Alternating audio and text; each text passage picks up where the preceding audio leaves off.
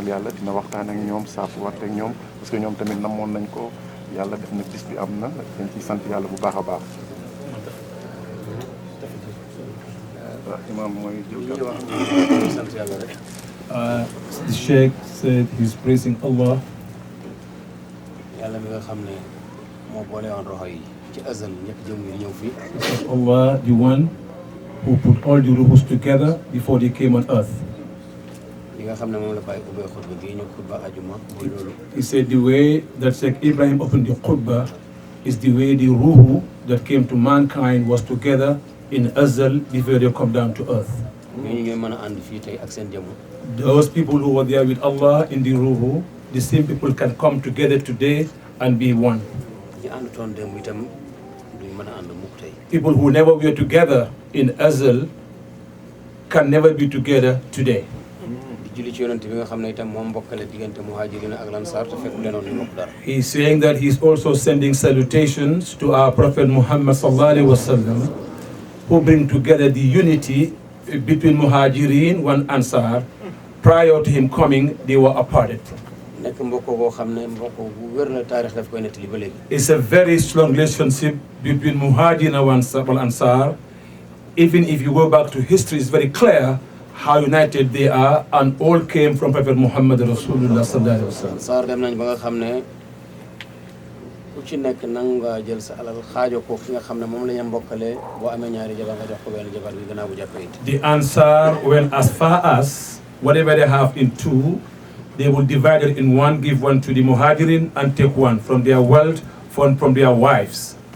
mbokkoo gu baax noonu la war a mel foofu la war a àgg. He said the way that we should be united should go to that level where we can give away our wealth and our wife. That should be the compatibility. yàlla teg ci ne yéen ñi gëm yàlla ay mbokk ngeen da ngeen rafetal seen mbokkoo googu. Allah also said, those who believe in Allah and the Prophet, you are relatives. He said, consolidate and make sure that we make sure we are like the Hajj and Ansar and be one as Muslims. yéen ñi nga xam ne yéen a gëm yàlla. He said, those who believe in Allah, ñu góor bu mbooloo jël di xeeb beneen mbooloo di xeeb beneen mbooloo. let never a Jamaat look down upon another Jamaat. Never do that as Muslims. mën nga xeeb koo xam ne moo la gën foofu. You can look down to someone who is far more better than you are. mbooleem jikko yu bon yi nga xam ne dafay yàq diggante nit ak nit yàlla tudd na ko ci aaya jooju ne nañ ko moytu. All the bad habits that would separate Muslims from the other Muslim, Allah have mentioned that information in the Holy Quranic verse that He gave the khutbah upon. kon war nañoo xam ne pour nit ñi jullit ñi nekk benn itteel na borom bi nga xam ne moo ñu bind. Then for us to come together as one, Allah is very keen and interested for that to happen. itteel na yonent bi nga xam ne itam moom la yàlla yónni ci ñun. The same as the Prophet Muhammad sallallahu alaihi wasallam, who Allah has sent down to us. moo tax yonent bi wax na ci hadis boo xam ne imam Muslim moo ko solo Abu Hurayra te jëlee ko ci yonent bi sallallahu alayhi wa sallam. The Prophet talked about the hadith. You mentioned the riwayah right now. He will explain to us, inshallah. yonent bi ne bu leen añaanante. He said, the Prophet said, don't be jealous among each other. bu leen bañante. Don't hate each other or dislike each other. bu kenn ci yéen xeeb moromam. Nobody look down upon the other Muslim. Never do it. bul jënd ci kaw sa morom di jënd dara waxante ko ba d'accord nga ñëw di ko jënd ngir not ko wala ngir ëpp ko doole. Don't betray if you have an agreement in terms of bargaining or price. If the price is set, don't come back and back up from the original price. Maintain that price you have from the get-go. mu ne yéen jaami yàlla yi nekk leen di ay mbokk. He said, Muslims, he said, be relatives. Be like one another. Be like a family. jullit mooy mbokkam. He said, a Muslim, the other Muslim is his relative and his kin. comme mooy mbokkam nag bu mu ko tooñ bu mu ko toroxal bu mu ko xeeb. Since he's your relative, don't offend him. Don't do him wrong. Don't look down upon him.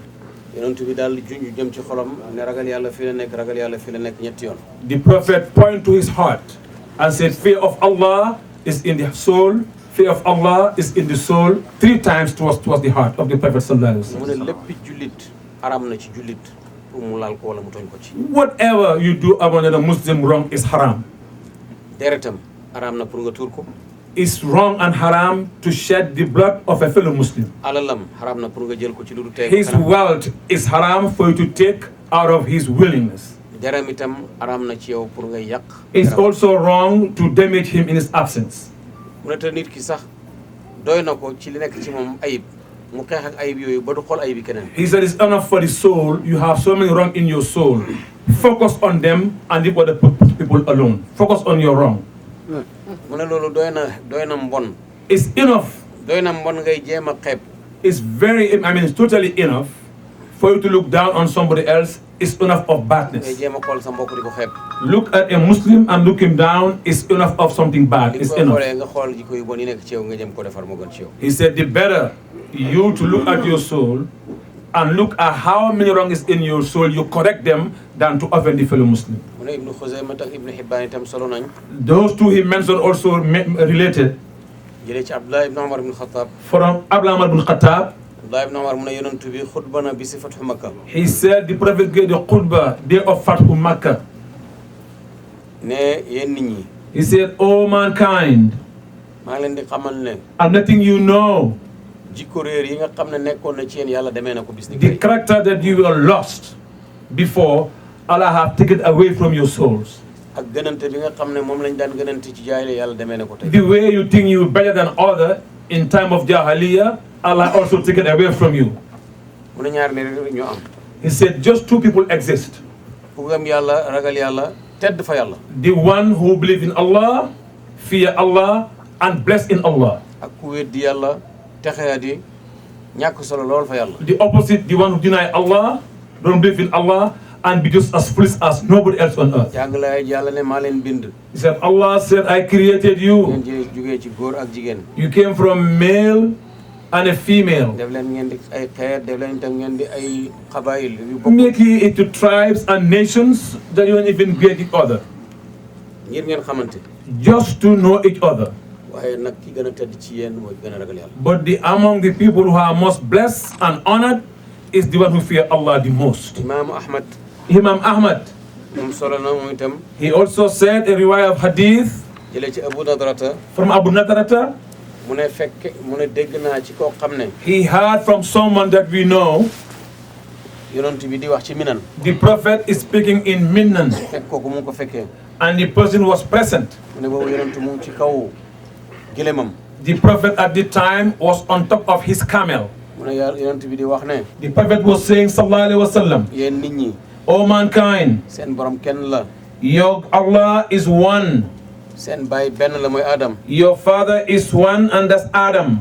maa ngi leen di xamal ne. I'm letting you know. arab gënul làkkat gënul arab. An Arab is not better than any other person. Likewise, ku ñuul gënul ku xonq. a black person or a white person is not better than the black person in terms of color. ku ñuul gënul ku xonq gënul ku ñuul. A red person, a white person is not better than the black person. lu may ci ragal yàlla ngeen di gënante. Based on fear of Allah. ki gën ci yéen mooy ki gën a ragal The yàlla. best among you is one who fear Allah the most.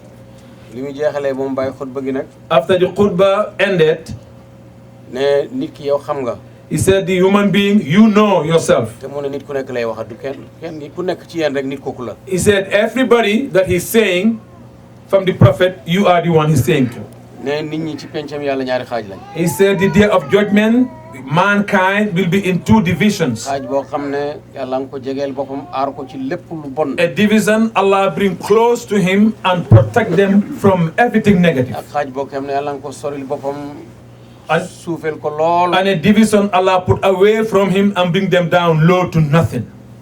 ñun nag war nañoo góorgóorlu. Then we should work harder and work strive. ëllëgee ñu bokk ci xaaj bi nga xam ne ñoom la yàlla jegeel boppam. Then tomorrow at the day of judgment, we shall be among the division that Allah have blessed and bring close to him. Inshallah Rabbi, Amin ya Rabbi. beneen hadis bi. The other hadith said, dafa wax ne. the hadith also said, Seydina Ali moo ko solo. Sayyidina Ali reported the hadith. yonent bi ne li ma gën a ragal ci yéen. The prophet said, the most fear I have among you, sallallahu alaihi wasallam. mooy topp bànneexi bakkan. He said to follow the nafs. ak bëgg gudd bëgg-bëgg. And also a long list of what you want that's based on your nafs. That's his fear. mu ne topp bànneexi bakkan. He said, if you follow your nafs, dafay tax doo gis dëgg mu ko doo ko topp. it will make you never be able to see the truth or the facts. Never. gudd bëgg-bëgg. He said to have a lot of needs, dafay tax nga fàtte àllaaxira. that's why you'll be able to forget the day of judgment. te na ngeen xam ne. He also, we have to know. Alaxira laxas na mu ngi ñëw. He said the day of judgment is near and is coming. Addina itam laxas na mu ngi dem. Dunya also is packed up and to leave. te tekkiwu dara itam. And dunya, he said, is nothing. tekkiwu dara ci kanam yàlla. Is nothing in the presence of Allah. Dunya is moo not. tax yàlla bi mu ko bindee. That's why when Allah created dunya, yurnu na ko ne ko. he looked at the dunya and said, ne ko ñi la bëgg ñëpp nang leen sonal. whoever love you dunya, make sure they suffer. ñi ma bëgg man yàlla nang leen noppal. People that love me, give them peace and ease. Allahu Akbar. ñi bëgg yàlla rek kon ñooy nekk ci jàmm. Then people who love Allah will be the only group that's going to be at peace. yàlla nañu ci yàlla boole. May Allah, Allahumma amin, Allahumma amin, ñi nga Allahumma. xam ne itam. Those people who also you know, addina rek lañ bëgg. what only they love is just dunya. ci coono rek lañ nekk yàlla nañu ci yàlla musal. Allahumma amin. They will remain in punishment and difficulty. He said, may Allah protect us from that group. Allahumma mu ne amin. tey nag jëf rek moo am ak liggéey. He said, today is only deeds. Jeff. duñ xisaab kenn tey jëf rek moo am. He said, today is not going to be hisab. It's just deeds exist today. ëllëg ci àllaaxira. Then tomorrow, xisaab rek moo fay am waaye jëf la tu am. then the deeds are over. It's now then for Allah to count what we do in good and evil. kon nañu waajal bis boobu ñun ñëpp. He said everybody then should be prepared for that day coming in front of us. yàlla ñu yàlla boole dimbale. Allahumma amin. Say, may Allah help all of us. Amin ya Rabbi. xutba ñaareel bi.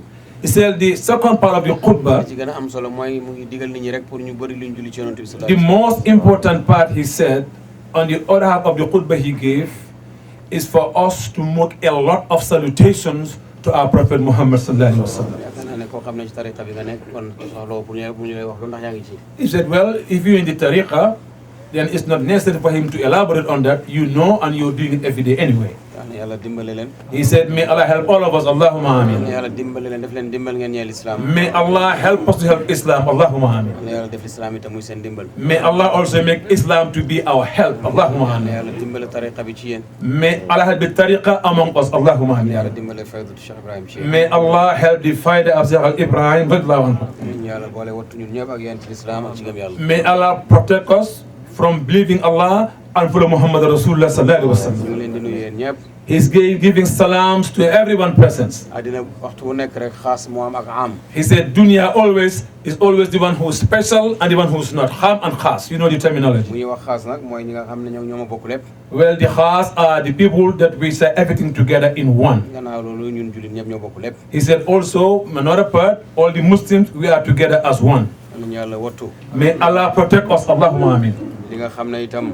This you also, the thing that you know also, moom la bàyyi digle Cheikh Tidiane digle ko yonent bi. Sheikh Ibrahim gave advice to that, and Sheikh Tidiane also give advice to the same thing. ak baay ak yonent bi sallallahu And the alayhi wa Prophet Muhammad sallallahu alaihi sallam. wasallam. nañu yàlla defal tawfiq nañ teg suñu tànk ci loolu. May Allah give us tawfiq to step on those footsteps. Allahumma amin. nuyoo baa ngi noonu ak ziyaara bi wasalaamaaleykum wa Wa rahmatullah. rahmatullah. Takbir. Takbir. Takbir. Sheikh jërëjëf, before the Sheikh depart, everybody, I would like us to pray for him, long life and prosperity and good health. If Allah give you a Sheikh